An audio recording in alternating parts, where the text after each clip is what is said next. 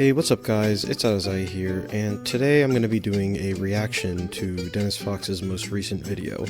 I don't really like to make drama farming content like this, but at the same time, I think that his ideology is very flawed and needs to be dissected.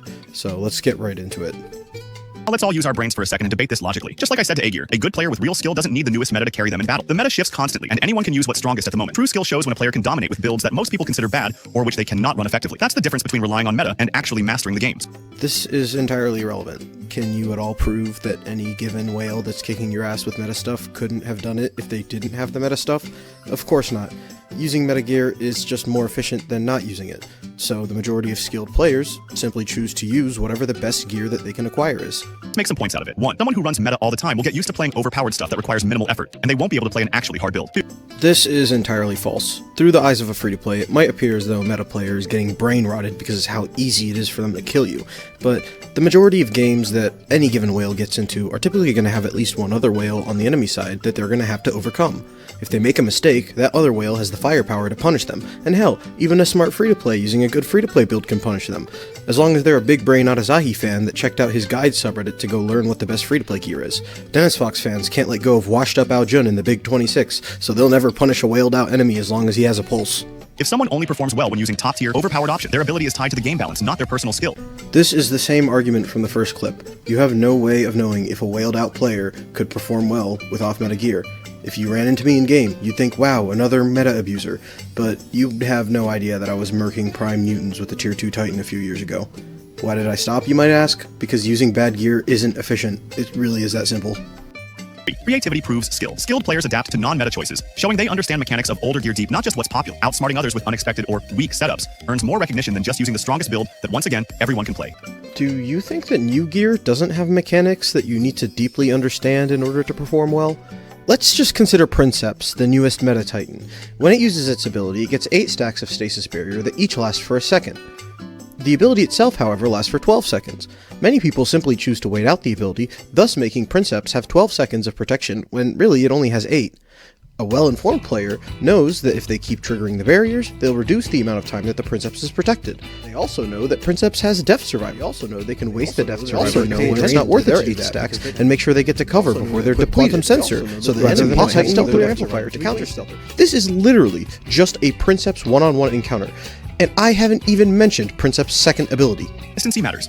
A skilled player stays strong even when the meta changes. In fact, they get stronger as the game becomes fair for about 2 weeks, while meta-dependent players struggle when their bots get nerfed. This argument's issue is that it just treats skill and using meta as if those are two mutually exclusive things. A skilled meta player, which is real, will stay strong whenever the meta changes, and they'll also enjoy the 2 weeks of gameplay where everything that was OP got nerfed and all the new OP stuff hasn't released yet. If you think the points I made aren't logical and correct, you have the IQ of a wall. The future of medicine is cooked then. Like, if 2 maxed out Shenlus have a fight, the most skilled pilot will still win. Props to Wolfblood for having common sense. An interesting point. Meta requires skill against other meta. Honestly, I agree. Oh, thank heavens. I thought you were really stupid. But there's one small problem that makes that whole statement flip. Oh, man. Come on. I had some hope for a second there. Chance of 2 players having the exact same robot, weapons, drone, modules, pilot with the exact same skills and tier levels, mothership turrets, and the exact same mothership charge bar in battle, and everything mentioned at the exact same level is almost 0%. Dog, are you being for real right now? Ooh, looky here, a fight between 2 unskilled losers because one of them got higher rarity loot than the other. Ooh, look, another fight showcasing 0 skill because one guy decided to run a different build from the guy he was fighting. Check this out, a 0 skill noob killing something that's not perfectly identical to himself. His pieces are white and his pieces are black, no skill. Dennis, dude, I'm not even convinced that you even believe what you're saying at this point. You've just dug yourself too deep and feel the need to die on this hill. Mirror matchups are not the only thing ever. Guy could be battling a MK3 Teth with Paralysis drone while he uses a Scarabaeus drone, and he would still call that a skill-based fight just because the Teth was at the same level. Now tell me, wouldn't the battle be unfair for the one who has the worst drone? Of course it would. You can build robots in a lot of different ways such that they're good at different things. The ultimate Alming that you're seeing in the background footage, for example, is really good at vaporizing things up close, or at least it was before they nerfed Hugin, but an Alming with Arbiters is much more powerful at mid-range. The builds are different, and they serve different purposes. For your point specifically, Paralysis trades off Scarabaeus as a protection for the ability to lock down. Perhaps you may think that's not worth it, and that's probably true, but skill extends past what you just do in-game. It's also about knowing good builds. The whole point that Wolfblood was making was that when two whaled out players with access to anything meet in game, the winner is the more skilled one. So in this case, the Paralysis player had Scarabus, but he was using Paralysis anyways. If they lose to the Scarabus Teth, they're being punished for engaging a Teth that was built to have better stats, rather than built to exchange raw stats for lockdown utility. How would it be a skill-based battle? Besides, I forgot to mention that the odds of Teth having the exact same HP bar left and the exact same amount of unstable conduit defense stacks are contributing to that 0%. Okay, I'm gonna spell this out to you in a way that makes it very simple to understand. When health high, attack. When health low, retreat. Mind-blowing, really.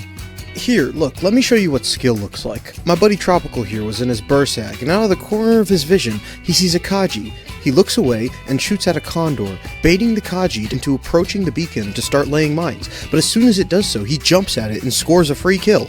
Oh, but Adazahi, how is that fair? Obviously the Bursa is stronger than the Kaji. Okay, well watch this. We can see him here using a niche tech to force the Luchador to reposition. He stands 5 meters out of the range of his weapons, causing them to shoot straight forward, clearing the barrier that the enemy was using and allowing them to deal damage via their splash radius. Then he spots a Bedware that's not using TRA, so he correctly pursues it, but it gets to cover in time. The enemy Bersaglier, which he's been keeping tabs on this whole time, takes the opportunity to shoot at him, but he simultaneously dodges its Arbiter Fire and pushes the improperly built Bedware to score his first Titan kill.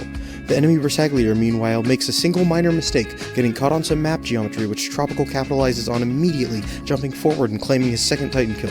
With the enemy Bersaglier out of the game, he's now free to push up on the Bjorn and Luchador, who are vulnerable as he had already triggered both of their TRAs earlier in this match. 2 more Titans down. An Eiffel spawns, but it's far too late. He's fully stacked his Titan nuclear amplifier and he stat checks it with ease. Go and watch some of this guy's videos and tell me that there's no skill in this game. You're actually out of your mind.